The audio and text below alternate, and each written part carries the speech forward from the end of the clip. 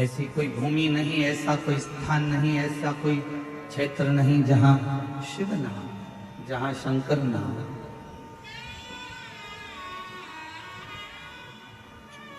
जहां परमात्मा ना हो।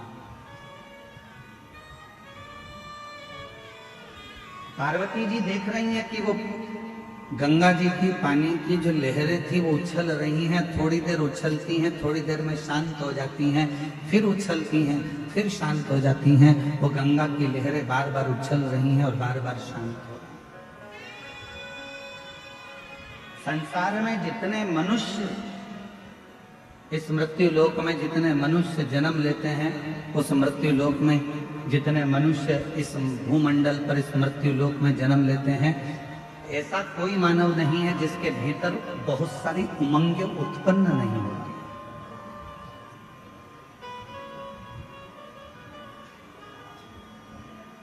ऐसा कोई नहीं है जिसके भीतर बहुत सारी उमंगें उत्पन्न नहीं हो रही हो, बहुत सारी तरंगें उत्पन्न नहीं हो रही हो, बहुत सारी उमंगें उसके अंतर्गत नहीं आ रही। पर कुछ देर वो उमंग उछलती है, फिर शांत होती है।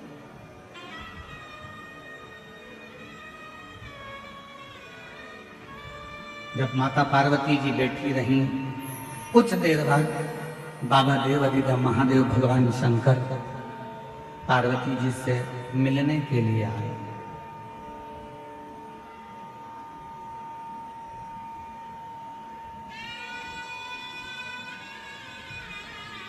भगवान शिव पार्वती जी से मिलने के लिए शंकर भगवान भी बैठ गए गंगा जी के घाट पर।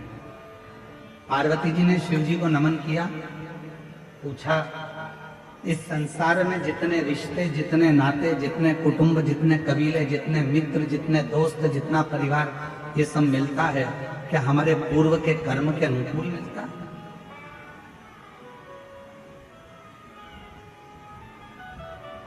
क्या हमारा पूर्व का कोई कर्म हुआ है जिसके अनुसार हमको ये सब मिलते हैं? भगवान शिव ने कहा, सुनो पार्वती,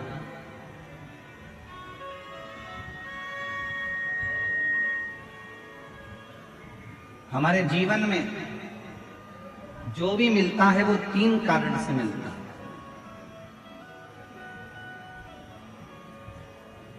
जगत जननी, इस संसार सागर में जितने भी मिलेंगे, चाहे माँ मिले, पिता मिले, भाई मिले, बहन मिले, पत्नी मिले, बेटे मिले, बेटी मिले, मित्र मिले, काका मिले, काकी मिले, चाचा मिले, चाची मिले, बुआ मिले, फूफा मिले, मामा मिले, मामी मिले, तुम्हारे जितने पड़ोसी मिले, रिश्तेदार मिले, कोई दोस्त मिले, कोई बाहर के मिले, जितने भी मिलते हैं ये किसी कारण से मिलते हैं। उसके 3 कारण। पहले नंबर का, यदि इस संसार सागर में आपको कोई मिल रहा है तो वो आपको या तो कुछ सिखाने के लिए आता है, वो आपको कुछ ना कुछ सिखाने के लिए मिला है। दूसरा, संसार सागर में यदि कोई मिल रहा है, दूसरा कारण है कि वो आपको कुछ लौटाने के लिए आता है, कुछ देने के लिए।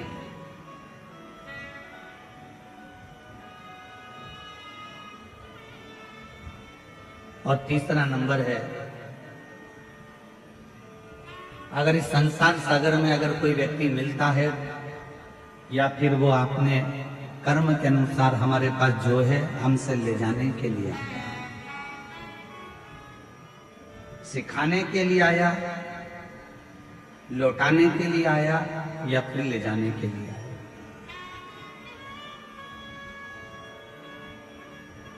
कोई व्यक्ति आपसे मिला, आप उससे कुछ सीख सकते हो तो सीखिए।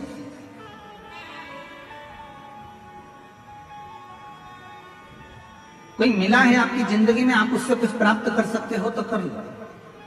वो आपको देने के लिए आया है, कोई ज्ञान देगा, कोई विद्वत्ता देगा, कोई आपको कुछ समझाएगा, कुछ बताएगा, कुछ दे रहा है, वो लौटाने के लिए आया है तो लौटा कर जाएगा। कोई सिखाने के लिए आया है तो सिखा कर जाएगा।